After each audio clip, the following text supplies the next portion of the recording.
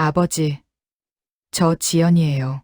혹시 이번에 굴비 선물 보내주신 거 맞죠? 그래, 우리 딸이 사는 집에도 최고급으로 보냈다. 김철수의 따뜻한 목소리가 들렸습니다. 하지만 지연의 목소리에서 뭔가 이상함을 느낀 김철수가 물었어요. 지연아, 목소리가 왜 그러니? 혹시 무슨 일 있어? 그 순간 지연은 더 이상 참을 수 없었습니다. 5년간 쌓였던 모든 이야기가 터져나오기 시작했어요. 아버지, 사실은 지연은 눈물을 흘리며 5년간의 모든 이야기를 털어놓았습니다. 생선 냄새 난다며 무시당한 일, 시장 딸이라며 멸시당한 일, 그리고 지금은 아버지 회사 굴비가 최고급이라며 자랑하면서도 정작 자신은 여전히 냄새 난다며 모욕받는 모순적인 상황까지 모든 걸 말했죠. 전화 너머로 김철수의 거친 숨소리가 들렸습니다. 그리고 분노로 떨리는 목소리가 터져 나왔어요. 뭐라고? 우리 딸을 5년 동안 그렇게 대했다고? 우리 회사 굴비는 최고급이라고 자랑한다고? 이게 말이 되니? 김철수의 목소리는 점점 더 격해졌습니다. 당장 집에 와. 5년 동안 우리 딸이 그런 대접을 받았는데 이대로 둘 수 없어! 과연 김철수는 어떤 방법으로 시댁에 나타날까요? 그리고 5년간 딸을 무시했던 시댁 사람들은 어떤 반응을 보일까요? 사연 목욕탕 이야기 시작합니다. 구독 버튼 눌러주세요. 목포 북항 수산시장의 새벽은 언제나 활기찼습니다. 바다에서 갓 잡아올린 생선들이 얼음 위에서 은빛으로 반짝이고 경매사의 구성진 목소리가 시장 전체를 울렸죠.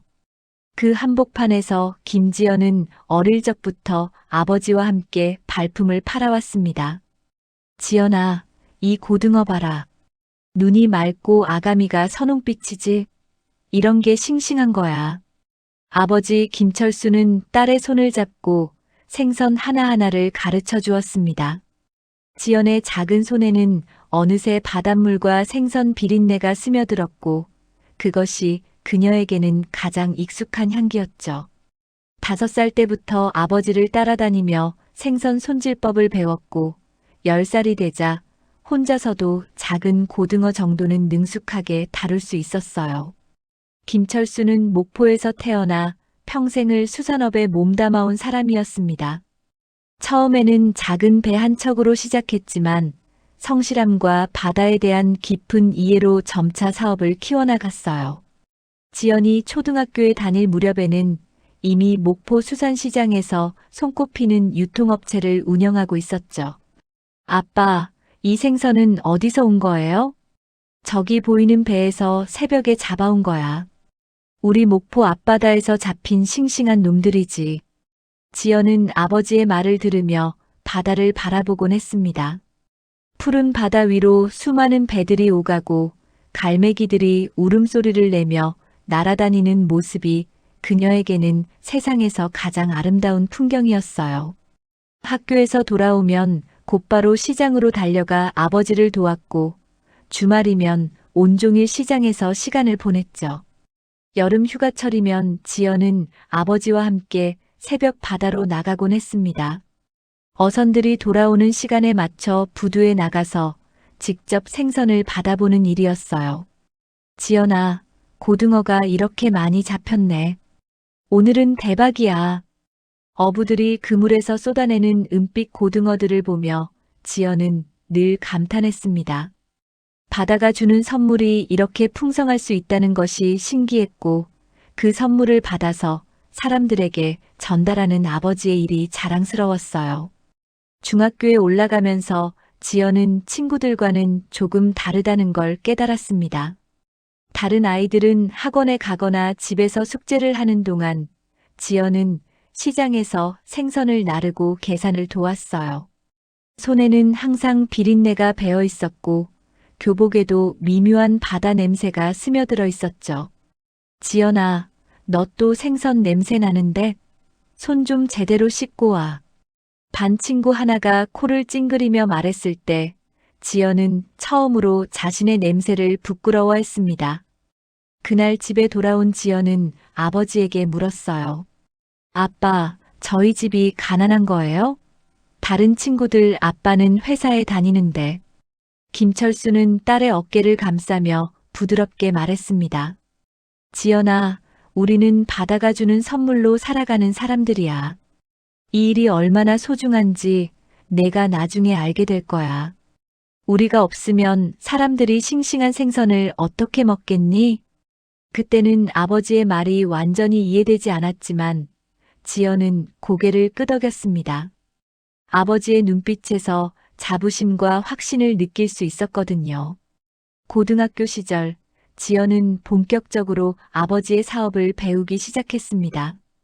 단순히 생선을 나르는 것이 아니라 어떤 생선이 언제 들어오는지, 시세는 어떻게 형성되는지, 고객들의 요구사항은 무엇인지를 하나씩 익혀나갔어요.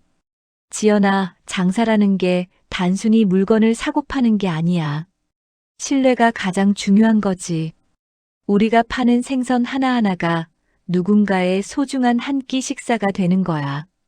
김철수는 늘 딸에게 신뢰의 중요성을 강조했습니다. 한번 믿음을 잃으면 다시 회복하기 어렵다는 것. 그래서 항상 최고 품질의 생선만을 취급해야 한다는 것을 가르쳤어요.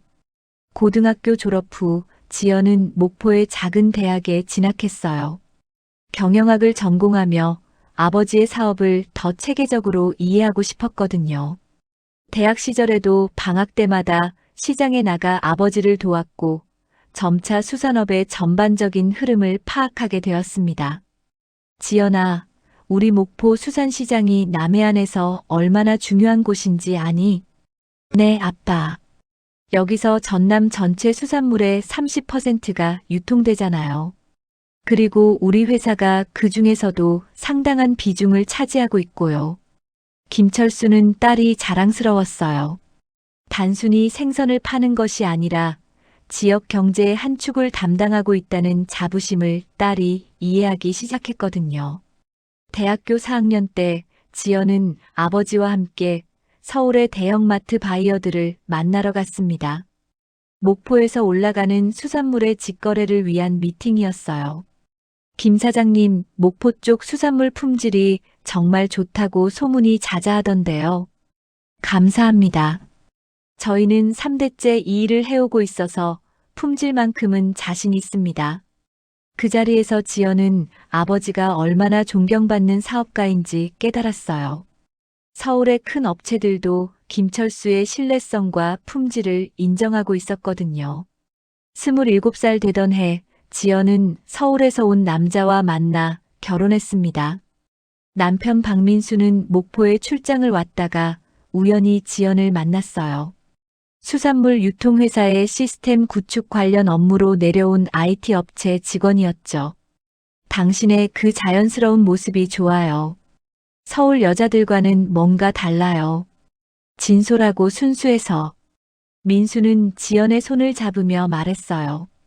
그때만 해도 지연의 손에서 나는 바다 냄새가 그에게는 신선함으로 느껴졌거든요.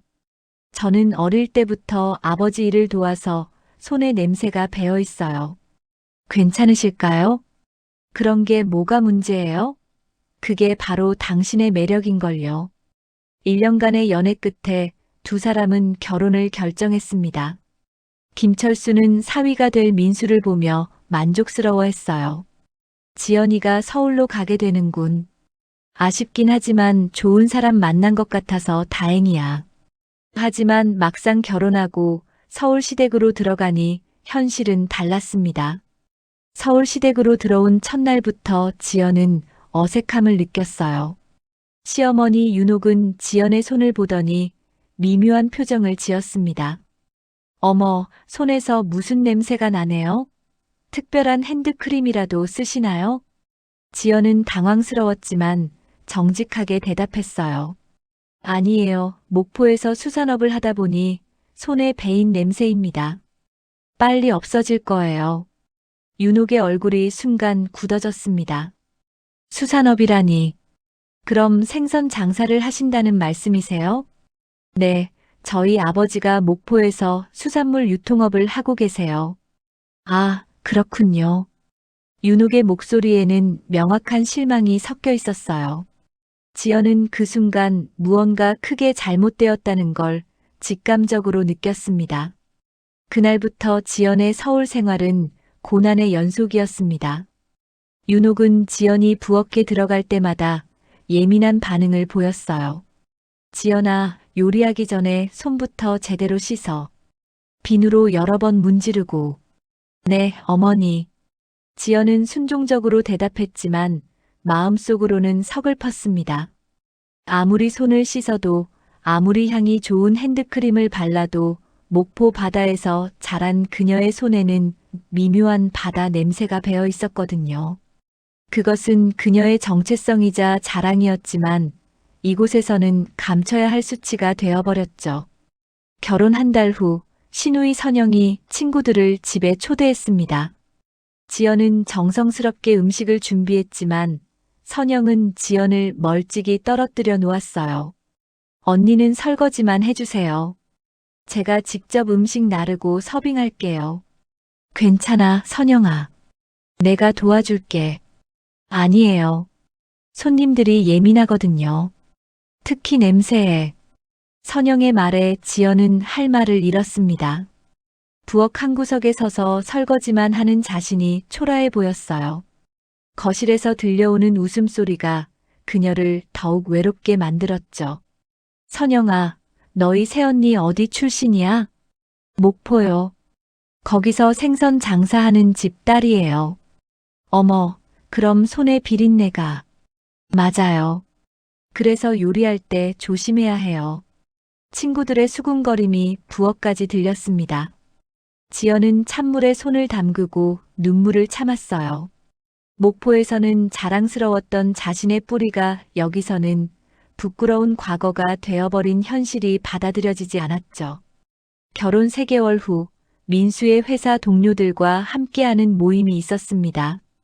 지연은 정성껏 차려입고 민수와 함께 나갔어요. 민수야, 새댁이 참 예쁘네. 어디서 만났어? 목포에서 만났어요. 출장 갔다가. 목포? 그럼 시골 출신인가? 동료 중 한 명이 지연을 위아래로 훑어보며 물었습니다. 지연은 어색한 미소를 지으며 대답했어요. 네, 목포에서 자랐습니다. 아, 그럼 사투리 쓰시겠네요. 한번 들어보고 싶은데. 아니에요. 서울 온 지 좀 되어서. 부모님은 뭐 하세요? 순간 지연은 말문이 막혔습니다. 수산업이라고 말하기가 두려웠어요. 망설이는 지연을 보며 민수가 대신 대답했죠. 장사를 하세요. 아, 장사를. 어떤 장사요? 민수도 잠시 머뭇거렸습니다. 그 모습을 본 지연은 가슴이 철렁 내려앉았어요. 남편마저 자신의 출신을 부끄러워하고 있다는 걸 깨달았거든요. 수산물 관련 일을 하세요. 아, 생선 장사시는군요. 동료들의 표정이 미묘하게 변했습니다. 지연은 그 시선들을 견딜 수가 없어서 화장실로 피했어요. 거울 속 자신을 보며 눈물이 흘러내렸죠. 내가 뭘 잘못했지? 왜 내 뿌리를 부끄러워해야 하지? 하지만 현실은 냉혹했습니다. 그날 밤 집에 돌아온 후 민수가 조심스럽게 말했어요. 여보, 앞으로는 굳이 친정 이야기를 자세히 할 필요 없을 것 같아. 무슨 말이야? 사람들이 좀 이상하게 보는 것 같더라고. 우리만 힘들어지잖아. 지연은 충격을 받았습니다. 결혼 전까지 자신을 이해해준다고 생각했던 남편마저 변해버린 거였어요. 당신도 내 출신이 부끄러운 거야? 그런 게 아니라 좀 더 조심스럽게 하자는 얘기야. 그날 밤 지연은 잠을 이룰 수 없었습니다. 결혼 전 민수가 했던 말들이 떠올랐어요. 자연스럽고 진솔하다고, 그게 매력이라고 했던 그 말들이 이제는 거짓말처럼 느껴졌죠. 결혼 6개월이 지나면서 상황은 더욱 악화되었습니다. 윤옥은 지연 앞에서 대놓고 불만을 표현하기 시작했어요. 며느리가 이렇게 냄새가 나면 우리 집 체면이 서겠어요? 친척들 오는 날에는 어떻게 하려고 그래요?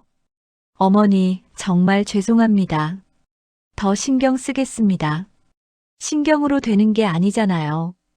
태생이 그런데 어떻게 해요? 태생이라는 말에 지연의 가슴이 무너져 내렸어요. 자신이 자랑스러워했던 목포에서의 삶, 아버지와 함께 일궈온 모든 것들이 이곳에서는 부끄러운 과거가 되어버린 거죠. 어느 날 지연은 시장에 장을 보러 갔습니다. 생선 코너를 지나는데 목포에서 올라온 고등어가 진열되어 있었어요. 아버지 회사에서 납품한 것들이었죠. 지연은 그 고등어들을 보며 눈물이 났습니다.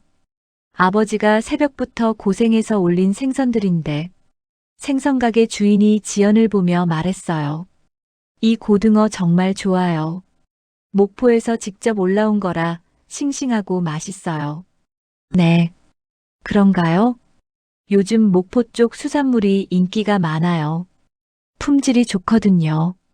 지연은 복잡한 마음으로 고등어 몇 마리를 샀습니다. 집에 와서 생선을 손질하는데 익숙한 손놀림에 마음이 편해졌어요. 어릴 때부터 해온 일이라 자연스럽게 몸이 기억하고 있었거든요. 하지만 윤옥이 부엌으로 들어와서는 인상을 찌푸렸습니다. 또 생선이야? 냄새 때문에 창문 다 열어놔도 모자라네. 어머니, 목포에서 올라온 싱싱한 고등어예요. 맛있게 졸여드릴게요. 맛이 문제가 아니라 냄새가 문제라고. 정말. 윤옥은 투덜거리며 나가버렸어요. 지연은 생선을 손질하면서 혼자 중얼거렸죠. 이렇게 싱싱한 생선을 냄새 난다고. 그때 민수가 퇴근해서 들어왔습니다. 부엌에서 나는 냄새를 맡고는 미간을 찌푸렸어요. 여보, 또 생선이야? 요즘 너무 자주 하는 것 같은데. 맛있는 거 해주려고 했는데. 고마운데 냄새가 너무 심해. 이웃들이 뭐라고 할까봐. 지연은 할 말을 잃었습니다. 자신이 가장 자신 있게 할 수 있는 요리조차 환영받지 못하는 현실이 절망스러웠어요. 결혼 1년이 되어갈 무렵 지연은 완전히 다른 사람이 되어 있었습니다. 예전에 시원하고 당당했던 모습은 찾아볼 수 없었고 대신 조심스럽고 눈치 보는 며느리가 되어 있었죠. 친정과도 연락을 줄였고 목포 이야기는 아예 입에 올리지 않았어요. 아버지가 전화를 걸어와도 대화는 짧았습니다. 지연아, 서울 생활은 어떠니? 네, 잘 지내고 있어요. 시댁분들이 우리 딸 잘 챙겨주시니?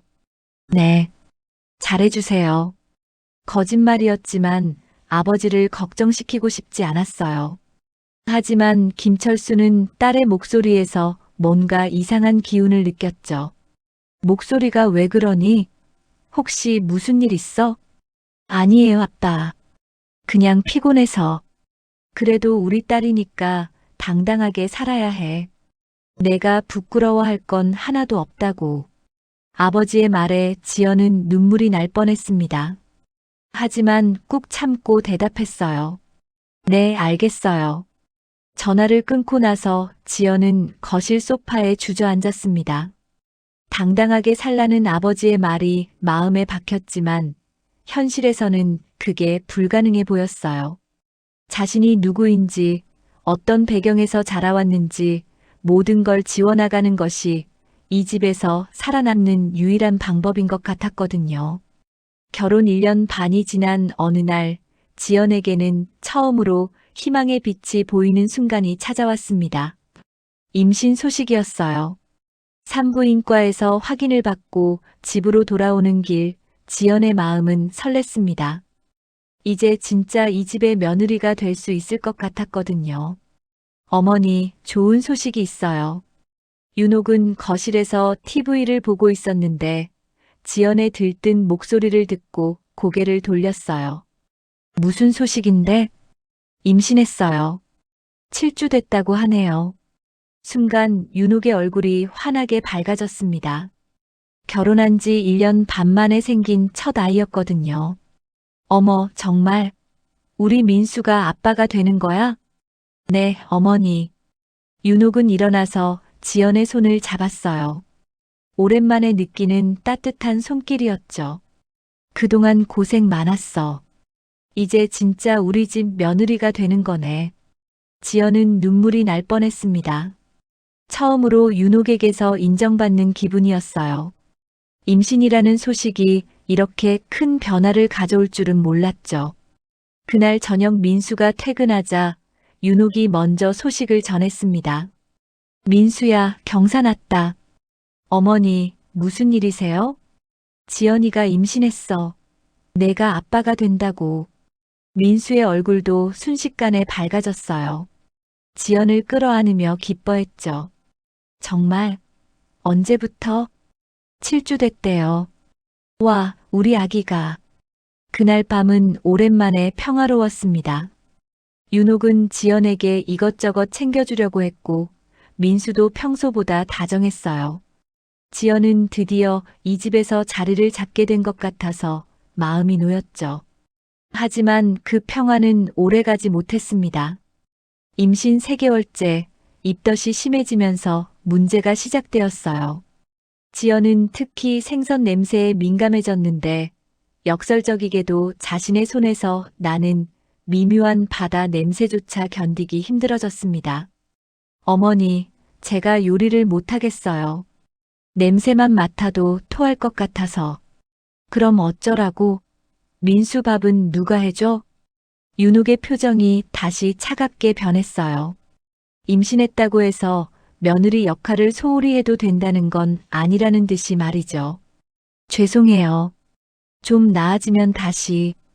입덧이라는 게 핑계가 될 수는 없어.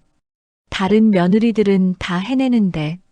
지연은 울고 싶었지만 참았습니다. 임신으로 잠시 따뜻해졌던 분위기가 다시 차가워지는 게 느껴졌어요. 임신 5개월 무렵 성별이 확인되었습니다. 딸이었어요. 초음파 사진을 들고 집에 돌아온 지연은 조심스럽게 소식을 전했죠. 어머니, 아기 성별이 나왔어요. 뭐래? 딸이에요. 윤옥의 얼굴이 순간 굳어졌습니다. 아들을 기대했던 게 분명했어요. 딸, 확실해? 네, 의사 선생님이 확실하다고 하셨어요. 하필 딸이라니. 윤옥은 실망을 숨기지 않았습니다. 지연은 마음이 무거워졌어요. 아직 태어나지도 않은 아이가 벌써 환영받지 못하는 현실이 안타까웠죠. 첫째는 아들이어야 하는 건데, 나중에 둘째는 꼭 아들 낳아야 해. 네, 어머니. 그날 밤 민수도 아쉬워했습니다. 딸도 좋긴 한데, 첫째는 아들이었으면 좋았을 텐데. 미안해요. 내가 미안할 게 뭐 있어? 그냥 아쉽다는 얘기야. 하지만 지연에게는 그 말이 비수처럼 꽂혔어요. 임신으로 잠시 얻었던 안정감이 다시 흔들리기 시작했죠. 임신 7개월 지연은 친정에 안부 전화를 걸었습니다. 목포에서는 첫 손주 소식에 온 가족이 들뜬 상태였어요. 지연아, 몸은 괜찮니? 입덧은 좀 나아졌고? 어머니의 따뜻한 목소리에 지연은 눈물이 났습니다. 네, 많이 나아졌어요. 딸이라며? 우리 예쁜 손녀가 태어나는구나. 아빠가 얼마나 기뻐하는지 몰라. 목포에서는 아들이든 딸이든 상관없이 첫 손주를 기다리고 있었어요. 그 차이가 지연을 더욱 서글프게 만들었죠. 지연아, 산후조리는 목포로 내려와서 해. 엄마가 정성껏 챙겨줄게. 그럴 수 있을까요? 시댁에서 뭐라고 할 텐데. 첫 아이인데 당연히 친정에서 조리해야지. 시어머니께 말씀드려봐. 전화를 끊고 지연은 윤옥에게 조심스럽게 말을 꺼냈습니다. 어머니, 출산 후에 친정에서 산후조리를 하고 싶은데. 친정에서? 왜? 어머니가 돌봐주신다고 하셔서. 윤옥은 단호하게 고개를 저었어요. 안 돼. 첫 손주인데 시댁에서 봐야지. 친정에서 뭘 제대로 알고 돌봐줘? 하지만, 게다가 거기 가면 또 생선 냄새에 절어서 올 거 아니야? 갓난아기한테 좋을 게 뭐 있어? 지연은 할 말을 잃었습니다. 목포를 생선 냄새 나는 곳으로만 치부하는 윤옥의 말에 가슴이 아팠어요. 임신 8개월, 지연은 배가 많이 불러온 상태에서도 집안일을 도맡아 해야 했습니다. 윤옥은 임신했다고 해서 며느리 노릇을 소홀히 해서는 안 된다는 입장이었거든요. 지연아, 바닥 청소 좀 해줘. 손님 오시는데 더러우면 어떡해? 네, 어머니. 배가 무거워서 걸레질하기가 힘들었지만 지연은 참고 했어요. 그런데 윤옥이 지나가다 말했죠. 그런 식으로 하면 언제 끝나니? 좀 더 꼼꼼히 해야지. 죄송해요. 첫 아이라고 너무 아끼지 마. 둘째는 꼭 아들 낳아야 한다고. 또다시 아들 이야기였어요. 지연은 뱃속의 아이에게 미안한 마음이 들었죠. 아직 태어나지도 않았는데 벌써 아들이 아니라는 이유로 실망을 사고 있으니까요. 어느 날 지연이 시장에서 장을 보고 오는데 무거운 장바구니를 들고 계단을 올라가다가 어지러워서 잠시 주저앉았어요. 지나가던 이웃이 도와주려고 했죠. 임신부가 이렇게 무거운 걸 들고 다니면 안 되죠. 가족들이 도와줘야 하는데. 괜찮아요. 제가 할 수 있어요. 하지만 집에 들어가서 윤옥에게 그 이야기를 했더니 반응이 차가웠어요. 임신했다고 해서 할 일 안 할 수는 없지. 다른 여자들은 다 해내는데 유난 떨지 마. 지연은 더 이상 말하지 않았습니다. 자신의 고충을 이해해 주길 바라는 것 자체가 사치인 것 같았어요. 임신 9개월에 접어들면서 지연은 출산 준비를 해야 했습니다. 아기 용품을 사러 가는 것도 혼자였어요. 민수는 바쁘다는 핑계로 함께 가지 않았고 윤옥은 관심이 없었죠. 백화점 유아용품 코너에서 혼자 이것저것 보고 있는데 옆에서 쇼핑하던 부부가 눈에 들어왔어요. 남편이 아내의 손을 잡고 함께 아기 옷을 고르며 행복해하는 모습이었죠. 여보, 이 옷 어째? 우리 아들한테 어울릴 것 같지 않아? 그래, 색깔도 예쁘고. 이것도 사자. 지연은 그 모습을 보며 부러웠습니다. 자신도 이런 대우를 받고 싶었지만 현실은 달랐어요. 혼자서 아기 용품을 고르고 혼자서 출산을 준비해야 하는 상황이었죠. 그날 밤 지연은 아기 용품들을 정리하면서 혼자 중얼거렸습니다. 우리 딸, 엄마가 많이 사랑해줄게. 비록 할머니는 아들을 원하셨지만 엄마는 내가 소중해. 뱃속의 아이가 움직이는 게 느껴졌어요. 지연은 배를 쓰다듬으며 눈물을 흘렸죠. 자신과 같은 서러움을 딸에게는 물려주고 싶지 않았지만 과연 그럴 수 있을지 확신이 서지 않았어요. 출산 예정일이 2주 앞으로 다가온 어느 날 밤, 지연은 갑작스러운 진통을 느꼈습니다. 처음에는 가진통인 줄 알았는데 점점 간격이 짧아지고 강도가 세졌어요. 여보, 아기가 나오려는 것 같아요. 민수를 깨워서 말했지만 민수는 잠이 덜 깬 상태로 대답했어요. 아직 이르지 않아? 좀 더 지켜보자. 하지만 30분 후 지연의 진통은 더욱 심해졌고 급하게 병원으로 향했습니다. 새벽 3시에 딸 서연이가 태어났어요. 3.2kg의 건강한 아기였죠. 축하합니다. 정말 예쁜 딸을 낳으셨네요. 의사 선생님의 말에 지연은 눈물을 흘렸습니다. 고생 끝에 만난 딸이 너무나 소중했어요. 작은 손가락, 작은 발가락 하나하나가 경이로웠죠. 하지만 윤옥이 병원에 와서 아기를 보는 표정은 시큰둥했습니다. 그래, 딸이구나. 좀 작은 것 같은데? 표준 체중이래요, 어머니. 아들이었으면 좋았을 텐데. 뭐, 이미 태어났으니 어쩔 수 없지. 지연은 가슴이 답답했어요. 갓 태어난 손녀를 보고도 아쉬워하는 시어머니가 이해되지 않았죠. 산후조리원에서 2주를 보낸 후 집으로 돌아왔습니다. 윤옥은 산후조리를 도와준다고 했지만 실제로는 지연이 모든 걸 혼자 해야 했어요. 지연아, 아기 울음소리가 너무 시끄러워. 밤에 잠을 못 자겠어. 죄송해요, 어머니. 수유 시간이라. 다른 집 아기들은 이렇게 안 운다던데 뭔가 잘못 키우는 거 아니야? 신생아가 우는 건 당연한 일인데도 윤옥은 지연의 육아 방식을 탓했어요. 지연은 아기를 안고 작은 방에 들어가서 문을 닫고 수유를 했죠. 서연아, 엄마가 미안해. 할머니가 너를 시끄럽다고 하시네. 작은 딸을 보며 지연은 마음이 아팠습니다. 아직 갓난아기인데 벌써 환영받지 못하는 현실이 안타까웠어요. 민수도 딸에 대한 관심이 별로 없었습니다. 퇴근 후에도 아기를 안아보는 일이 거의 없었죠. 여보, 서연이 좀 안아줘요. 피곤해서. 나중에. 아빠 목소리도 들려줘야 하는데. 주말에 할게. 하지만 주말이 와도 민수는 친구들과 골프를 가거나 늦잠을 잤어요. 육아는 온전히 지연의 몫이었죠. 산후 한 달이 지나면서 지연은 극도로 지쳐갔습니다. 밤에는 서연이 수유 때문에 23시간마다 깨야 했고, 낮에는 집안일을 해야 했거든요. 윤옥은 며느리가 아이를 낳았다고 해서 집안일을 소홀히 해서는 안 된다는 입장이었어요. 지연아, 빨래가 쌓여있네. 아기 재우고 빨래부터 해. 네, 어머니. 그리고 저녁 준비도 해야지. 민수가 퇴근하면 밥은 있어야 하잖아.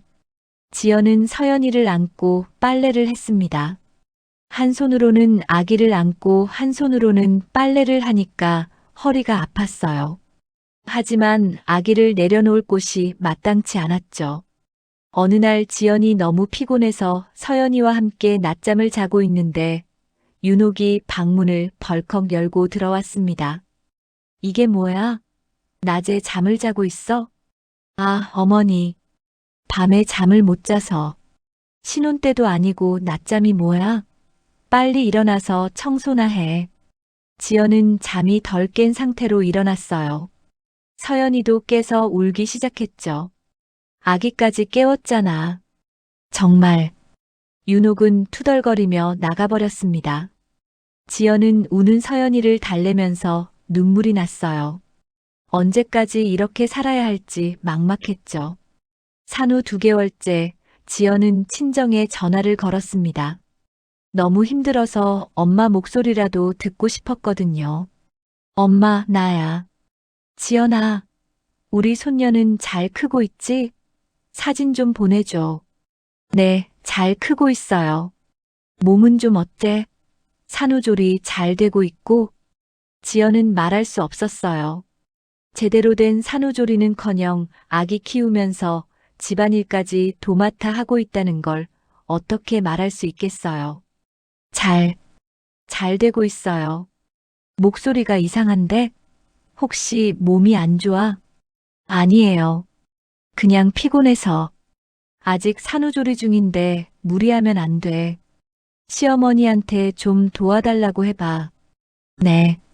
전화를 끊고 지연은 한숨을 쉬었습니다. 친정 식구들이 알면 얼마나 속상해할지 뻔했어요.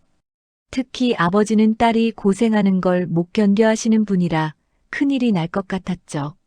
그런데 어느 날 예상치 못한 일이 벌어졌습니다. 지연이 서연이에게 수유를 하고 있는데 윤옥이 들어와서 이상한 말을 했어요. 지연아, 내 손에서 냄새가 아기한테 배는 것 같은데? 네. 무슨 말씀이세요? 서연이가 자꾸 울고 보채는 게 혹시 내 냄새 때문인 것 같아. 지연은 충격을 받았습니다.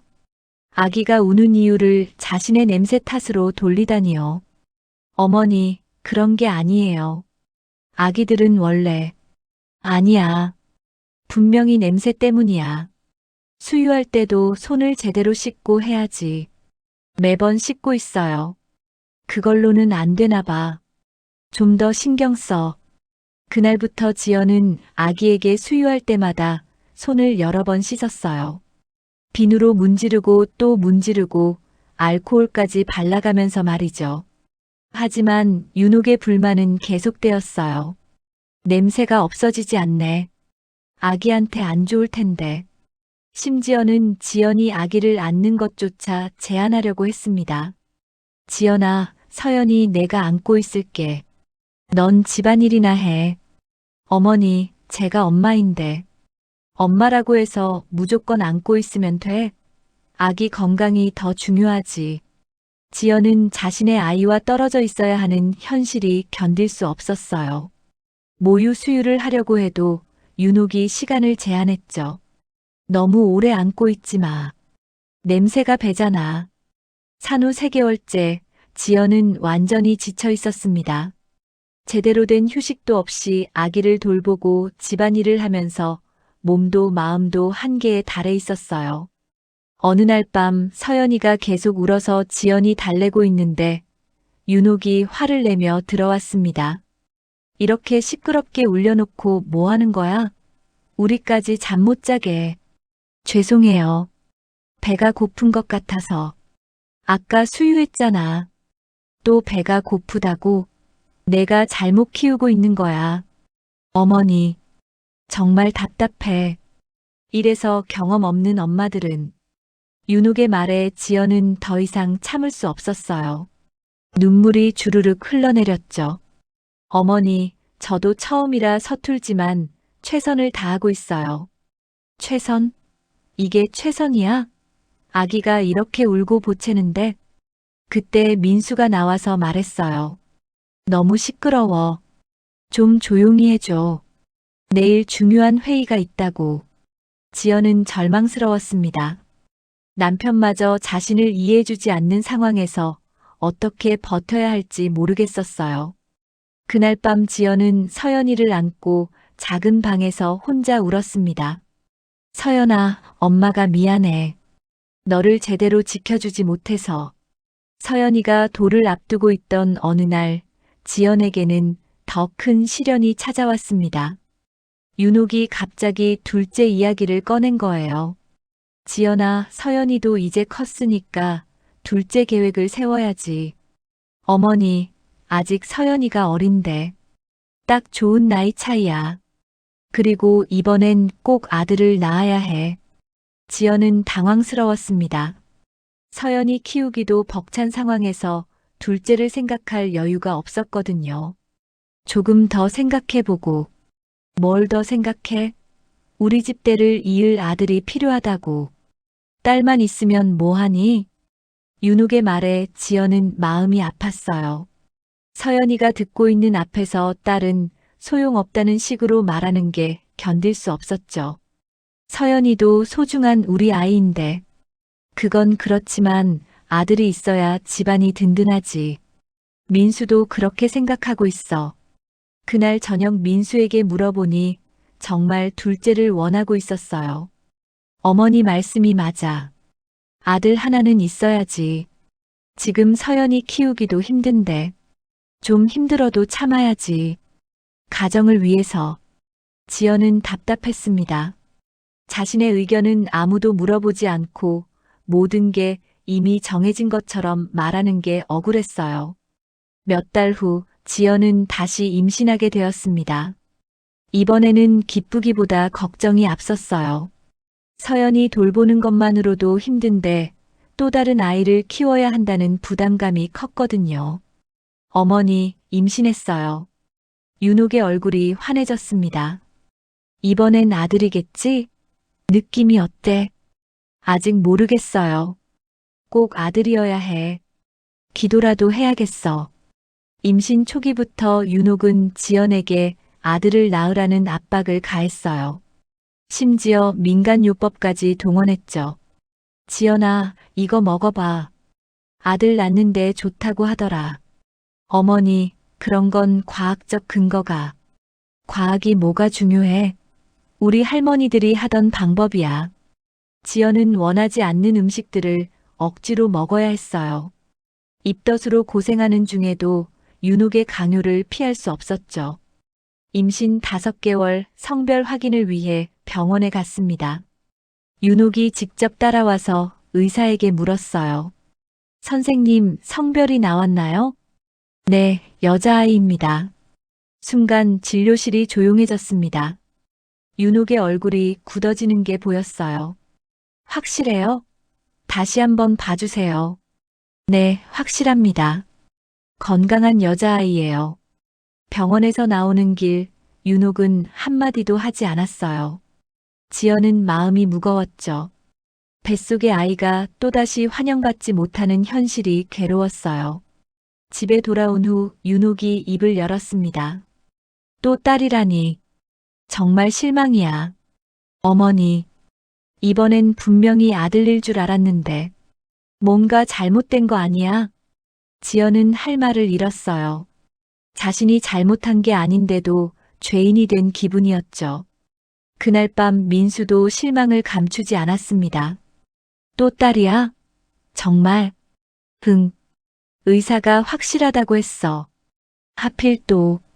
셋째는 꼭 아들이어야겠어. 셋째요? 지연은 깜짝 놀랐어요. 둘째도 아직 태어나지 않았는데 벌써 셋째 이야기를 하다니요. 그럼 계속 딸만 낳을 건가? 아들 하나는 있어야지. 지연은 절망스러웠습니다. 자신이 아이를 낳는 기계처럼 취급당하는 기분이었어요. 임신 7개월 지연은 서연이를 돌보면서 둘째를 임신한 상태로 집안일까지 해야 했습니다. 몸이 무거워서 힘들었지만 윤옥은 배려해주지 않았어요. 임신했다고 해서 게을러지면 안 돼. 우리 할머니들은 배가 불러도 농사일 다 했어. 어머니, 좀 힘들어서. 요즘 여자들은 너무 나약해. 옛날 여자들 봐. 애 낳고도 바로 이랬어. 어느 날 지연이 서연이와 함께 놀아주고 있는데 갑자기 배에 통증이 느껴졌어요. 조금 쉬려고 하는데 윤옥이 들어왔죠. 뭐 하고 있어? 저녁 준비해야 하는 거 아니야? 어머니, 배가 좀 아파서. 임신 중에 배 아픈 건 당연한 거야. 그걸로 일을 안 할 수는 없지. 지연은 억지로 일어나서 부엌으로 갔어요. 하지만 통증이 계속되어서 병원에 가봐야겠다고 생각했죠. 어머니, 병원에 좀 다녀올게요. 병원? 괜찮은데 왜? 배가 계속 아파서. 그런 거로 병원 가면 돈만 나가. 좀 참아봐. 하지만 지연은 불안해서 병원에 갔습니다. 다행히 아기는 괜찮았지만 의사가 주의를 주었어요. 무리하지 마세요. 충분히 쉬어야 합니다. 집에 돌아와서 의사 말을 전했지만 윤옥은 시큰둥했어요. 의사들은 항상 그런 소리 해. 요즘 여자들 비위 맞춰주려고. 임신 8개월, 지연의 몸은 한계에 달해 있었습니다. 서연이는 아직 어려서 손이 많이 가는데 둘째까지 배에 있으니까 몸이 버거웠어요. 어느 날 서연이가 감기에 걸려서 밤새 울었습니다. 지연은 밤새 아이를 돌보느라 잠을 못 잤는데 아침에 윤옥이 화를 냈어요.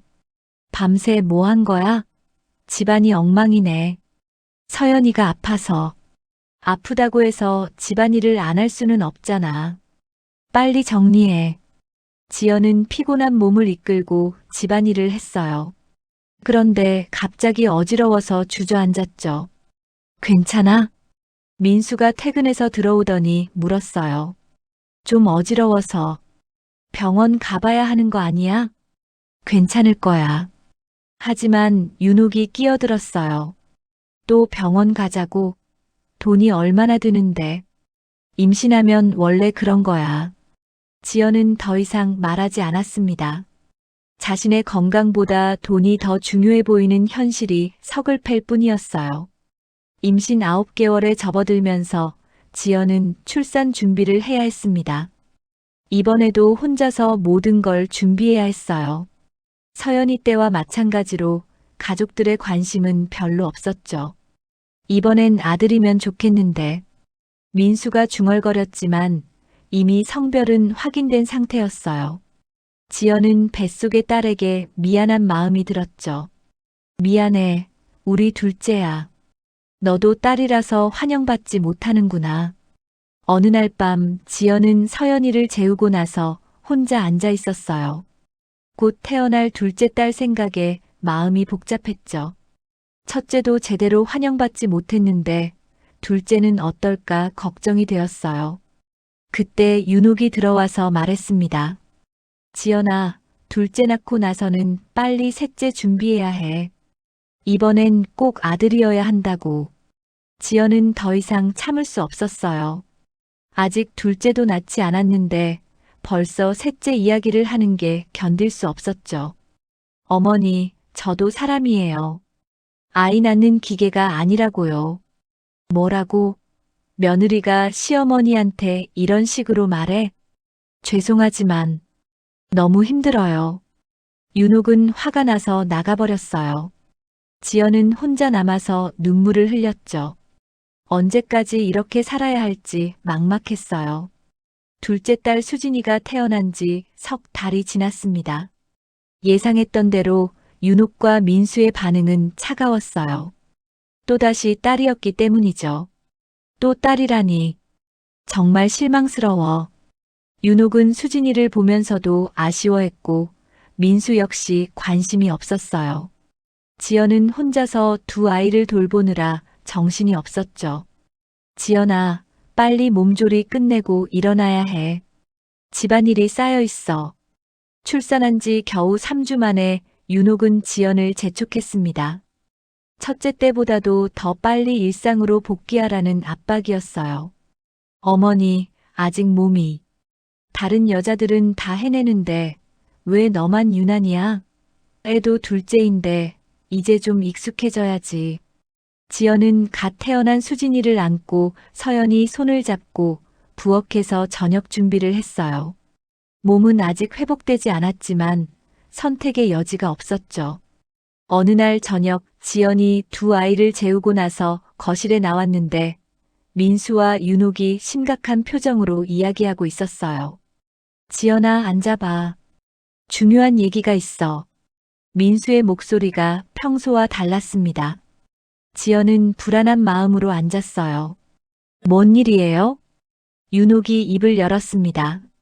지연아, 우리가 결정한 게 있어. 셋째는 꼭 낳아야 해. 어머니, 계속 딸만 낳으면 안 되잖아. 이번엔 정말 마지막이니까 꼭 아들을 낳아야 한다고.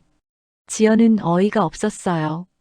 둘째를 낳은 지 겨우 석 달인데 벌써 셋째 이야기를 하다니요. 아직 수진이가 너무 어려서. 그러니까 빨리 낳는 거야. 나이 차이 많이 나면 더 힘들어. 민수도 거들었어요. 어머니 말씀이 맞아. 아들 하나는 꼭 있어야 해. 저는 더 이상 아이를 낳기 힘들 것 같아요. 지연의 말에 윤옥의 표정이 굳어졌습니다. 뭐라고? 며느리가 시댁대를 이을 아들을 안 낳겠다고? 그런 게 아니라 몸이 너무 힘들어서. 몸이 힘들어서? 우리 옛날 여자들은 대여섯 명씩 낳고도 살았어. 요즘 여자들은 너무 나약해. 지연은 눈물이 났어요. 자신의 의견은 전혀 중요하지 않은 것처럼 느껴졌거든요. 제발, 좀 더 생각할 시간을 주세요. 뭘 더 생각해? 이미 정해진 일이야. 올해 안에 임신해야 해. 그날 밤 지연은 잠을 이룰 수 없었습니다. 계속해서 아이를 낳으라는 압박이 견딜 수 없었어요. 이미 두 아이 키우기도 벅찬데 세 번째까지 낳으면 자신이 어떻게 될지 상상할 수 없었죠. 몇 주 후 윤옥은 더욱 구체적인 계획을 내놓았습니다. 지연아, 병원 가서 상담받아봐. 아들 낳을 확률 높이는 방법이 있다고 하더라. 어머니, 그런 건 과학적으로. 과학이 뭐가 중요해? 결과만 좋으면 돼. 민수 친구 부인도 그런 방법 써서 아들 낳았어. 지연은 억지로 병원에 가야 했어요. 의사에게 윤옥의 요구사항을 전달하는 것 자체가 부끄러웠죠. 의사 선생님, 아들 낳을 확률을 높이는 방법이 있나요? 성별은 자연적으로 결정되는 거예요. 인위적으로 조작할 수는 없습니다. 의사의 말을 듣고 집에 돌아왔지만 윤옥은 믿지 않았어요. 의사가 뭘 알아? 민간요법이 더 확실해. 그때부터 윤옥은 지연에게 온갖 민간요법을 강요했습니다. 이상한 음식들을 먹게 하고 특정한 시간에 특정한 자세로 있어야 한다고 했어요. 지연아, 이 약재 끓여서 먹어. 아들 낳는데 좋다고 해. 어머니, 수유 중이라서 함부로 먹으면 안 돼요. 젖대면 돼. 이제 수진이도 컸잖아. 지연은 아직 수진이가 생후 4개월밖에 안 됐는데 젖을 때라는 말에 충격을 받았어요. 너무 이른 것 같은데. 빨리 젖대고 몸 회복해서 셋째 준비해야지. 결국 지연은 억지로 수진이의 젖을 뗐어요. 아기가 밤에 울어도 분유만 줘야 했죠. 수진이는 적응하지 못해서 며칠간 계속 울었어요. 수진아, 엄마가 미안해. 할머니가 젖대라고 해서. 지연은 우는 수진이를 달래면서 눈물을 흘렸습니다. 자신의 의지와 상관없이 모든 게 결정되는 현실이 괴로웠어요. 어느 날 지연이 두 아이와 함께 놀이터에 나갔습니다. 잠시라도 집 밖으로 나와서 숨을 쉬고 싶었거든요. 그런데 같은 아파트에 사는 주부와 마주쳤어요. 지연 씨, 아이들 정말 예쁘네요. 둘 다 딸이에요? 네, 서연이 2살, 수진이 5개월이에요. 와, 나이 차이 별로 안 나네요. 힘들겠어요. 좀 힘들긴 하지만 저는 하나도 힘든데 둘이면 정말 대단하세요. 더 낳을 계획 있어요? 순간 지연은 대답하기 어려웠어요. 솔직히 말하면 더 이상 낳고 싶지 않았지만 시댁에서는 아들을 낳을 때까지 계속 낳아야 한다는 입장이었거든요. 아직 잘 모르겠어요. 2명도 충분히 많은 것 같은데요. 요즘 다들 적게 낳잖아요. 그 말을 듣고 지연은 마음이 복잡해졌어요. 다른 사람들은 자신의 선택으로 아이를 낳는데 자신은 왜 선택권이 없는 걸까 하는 생각이 들었죠. 집에 돌아오니 윤옥이 기다리고 있었어요. 어디 갔다 왔어? 놀이터에 다녀왔어요. 놀이터에서 뭐 했는데? 아이들 놀게 해주고. 다른 엄마들이랑 이야기했어? 혹시 우리 집 이야기 한 거 아니야? 윤옥은 지연이 밖에서 시댁 이야기를 할까봐 항상 신경 쓰고 있었어요. 특히 아들을 못 낳는다는 이야기가 나갈까봐 걱정했죠. 아무 이야기 안 했어요. 앞으로 함부로 나가지 마. 집에서 애들 보고 있어. 지연은 이제 집 밖으로 나가는 것조차 자유롭지 못했어요. 윤옥의 감시하에 하루 종일 집에만 있어야 했죠. 그러던 어느 날 예상치 못한 일이 벌어졌습니다. 지연이 부엌에서 설거지를 하고 있는데 갑자기 현관 초인종이 울렸어요. 누구지? 윤옥이 문을 열어보니 택배 기사가 서 있었습니다. 목포수산해양무역에서 보내신 굴비 선물 세트입니다. 목포수산해양무역? 윤옥은 의아해했어요. 주문한 기억이 없었거든요. 아, 이거 VIP 고객 대상 추석 선물이래요. 최고급 굴비라고 하네요.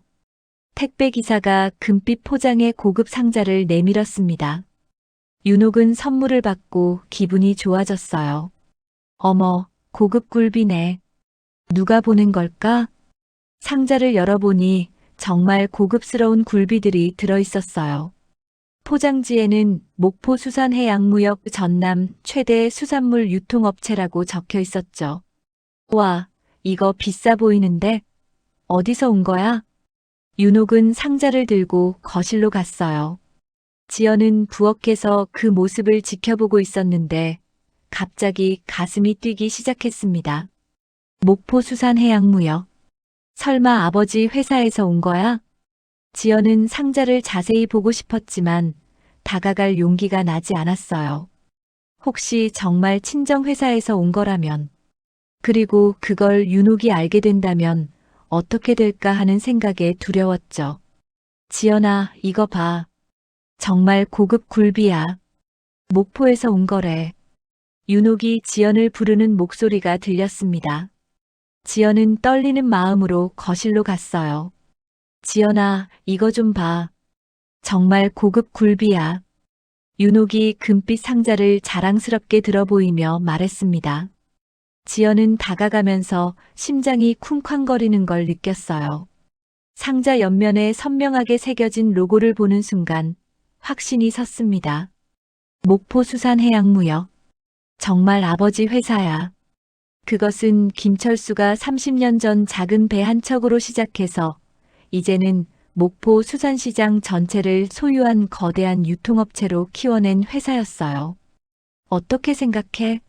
포장도 고급스럽고 굴비도 정말 좋아 보이지? 윤옥이 굴비를 꺼내 보이며 감탄했습니다. 지연은 마음이 복잡해졌어요. 아버지가 정성껏 만든 굴비인데 정작 자신은 5년 동안 생선 냄새 난다고 무시받아 왔으니까요. VIP 고객한테만 보내는 선물이래. 우리 집이 그만큼 인정받는다는 거잖아. 윤옥은 기분이 좋아서 친척들에게 자랑 전화를 걸기 시작했습니다. 목포수산해양무역이라는 큰 회사에서 보낸 거야. VIP 고객만 받는 선물이래. 지연은 그 대화를 들으며 씁쓸했어요. 자신의 친정회사 제품으로 시어머니가 자랑하는 상황이 아이러니했거든요. 저녁 무렵 선영이 남편과 함께 왔습니다. 어머니, 소문난 그 굴비가 이거예요? VIP 고객한테만 선물 보내는 큰 회사래. 우리가 그만큼 인정받는다는 거야. 이래서 좋은 집안이 되려면 품격이 있어야 해. 이런 걸 받을 만한 집이 되어야 한다고. 지연은 그 말을 들으며 속으로 한숨을 쉬었어요. 좋은 집안이라. 내가 바로 그 좋은 집안 딸인데. 며칠 후 지연은 혼자만의 시간에 몰래 친정에 전화를 걸었습니다. 아버지, 저 지연이에요. 지연아. 오랜만이네. 몸은 괜찮고? 김철수의 따뜻한 목소리에 지연은 눈물이 날 뻔했어요. 아버지, 혹시 이번에 굴비 선물 보내주신 거 맞죠? 그래, 우리 딸이 사는 집에도 최고급으로 보냈다. 시댁에서 좋아하더냐? 네, 정말 좋아해요. 지연아, 목소리가 이상한데? 혹시 무슨 일 있어? 김철수의 목소리가 진지해졌어요. 지연은 더 이상 참을 수 없었어요. 5년간 쌓였던 모든 이야기가 터져나오기 시작했죠.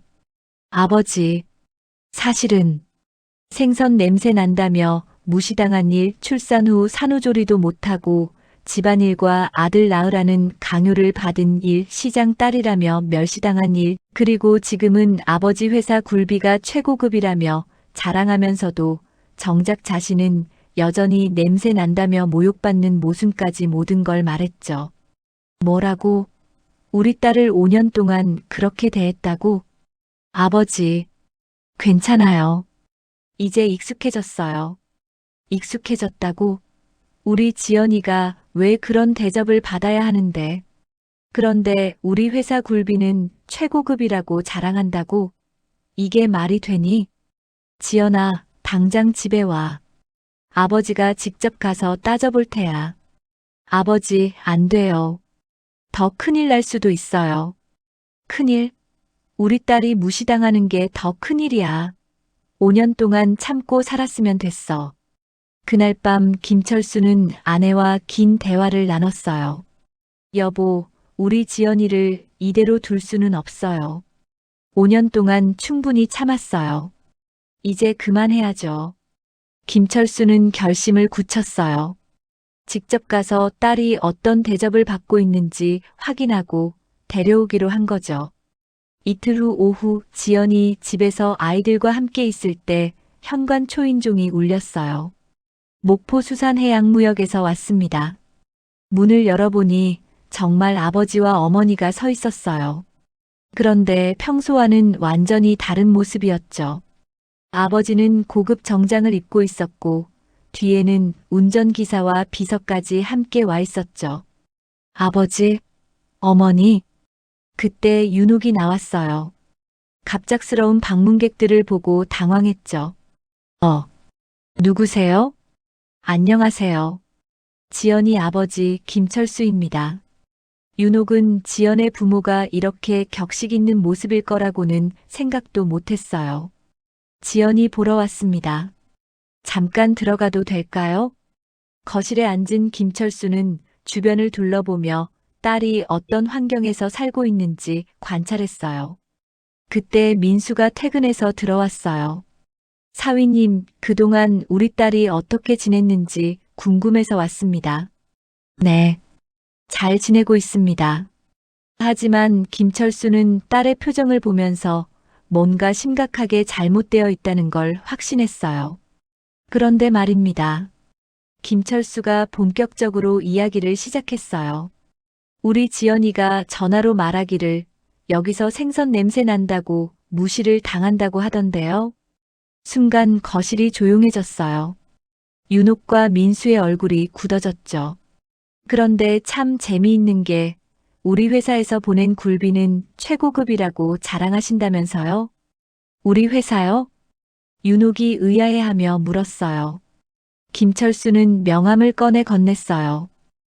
목포수산해양무역 대표이사 김철수입니다. 폭탄 선언이었어요. 윤옥과 민수는 충격을 받아 말을 못했죠.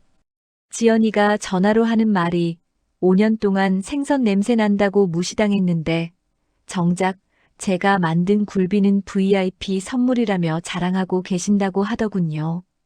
김철수의 목소리가 점점 차가워졌어요. 이게 말이 됩니까? 윤옥은 얼굴이 창백해져서 아무 말도 못했어요. 5년 동안 우리 딸을 어떻게 대했는지 다 들었습니다. 친정 이야기하지 말라고 하고 체면 깎인다고 하고 김철수가 일어서며 말했어요. 오늘 우리 지연이 데리러 왔습니다. 더 이상 여기 둘 수 없어요. 우리 딸이 이런 대접받을 이유가 없거든요. 지연이 당황하며 말렸어요. 아버지, 지연아, 5년 동안 충분히 참았어. 이제 그만하자. 김철수는 단호했어요. 사위님 그리고 시어머니께서는 지금까지 우리 딸을 목포 촌놈으로 무시하셨죠? 하지만 이제 아시겠죠? 우리 지연이가 어떤 집 딸인지. 그날 지연은 아이들과 함께 친정으로 돌아갔어요. 지연아, 이제 우리 집에서 당당하게 살자. 더 이상 숨을 이유가 없어.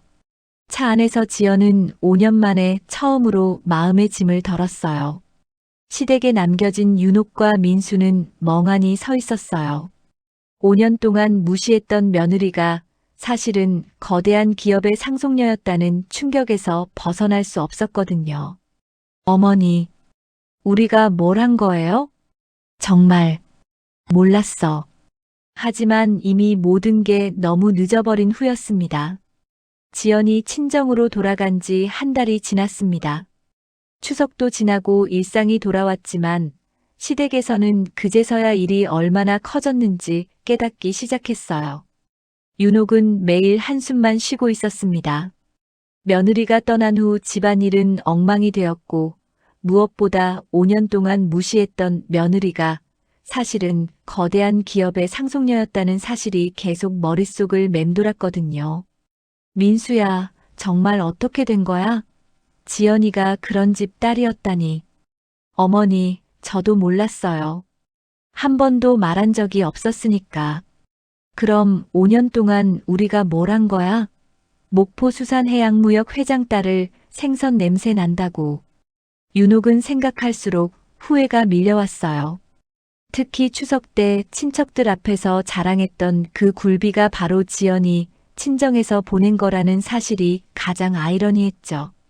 민수는 매일 회사에서 일이 손에 잡히지 않았어요. 지연이 없는 생활이 이렇게 힘들 줄 몰랐거든요.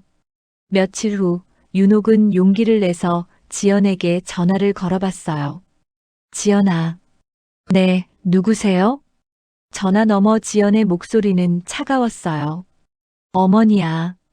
지연아, 미안해. 우리가 잘못했어. 아, 윤옥 씨군요. 무슨 일이세요?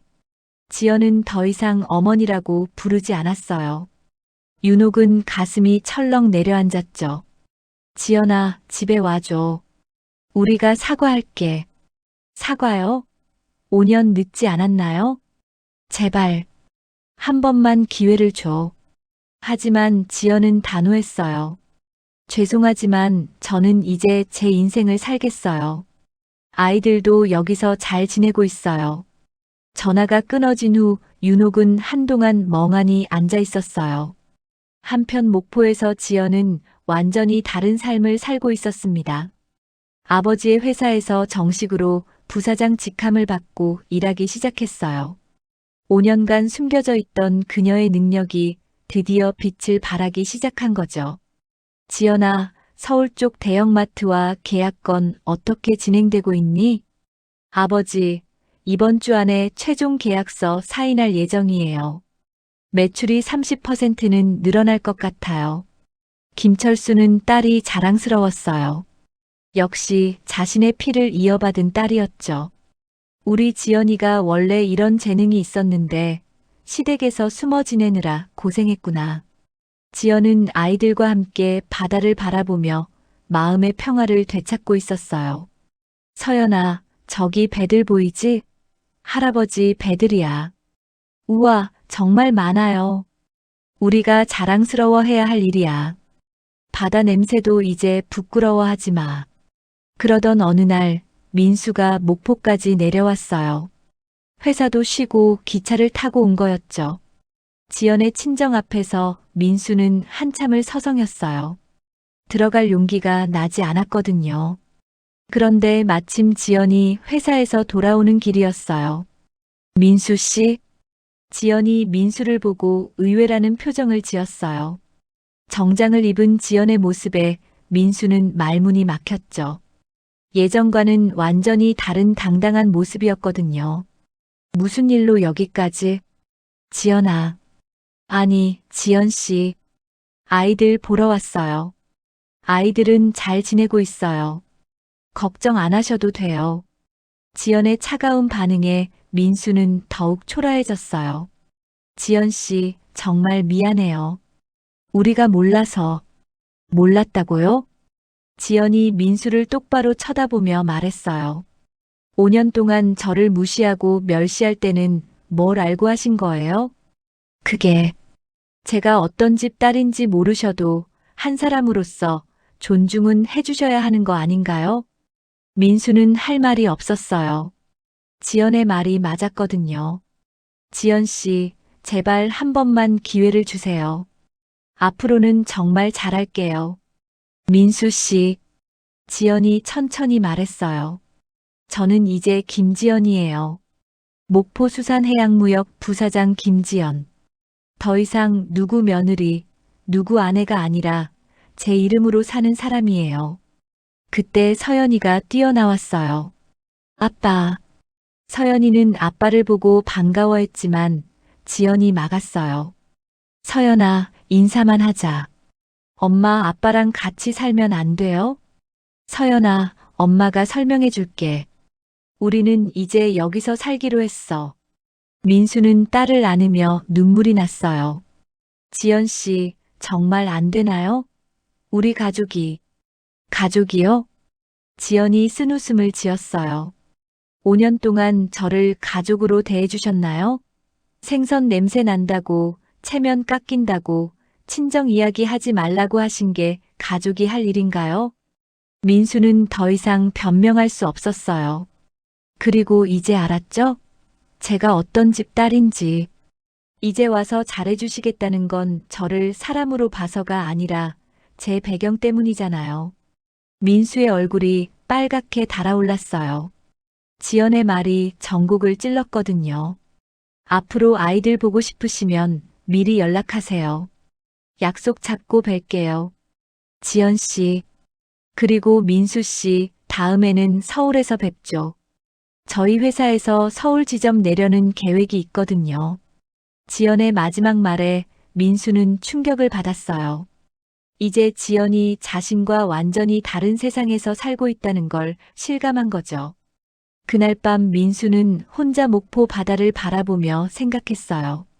5년 동안 곁에 있던 소중한 사람을 알아보지 못했다는 것을, 그리고 이제는 정말 늦어버렸다는 것을 깨달았죠.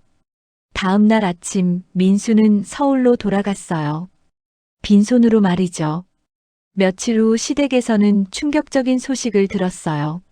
지연이 목포수산해양무역 부사장으로 공식 임명되었다는 뉴스가 나온 거였죠. 목포수산해양무역 김지연 신임 부사장 취임.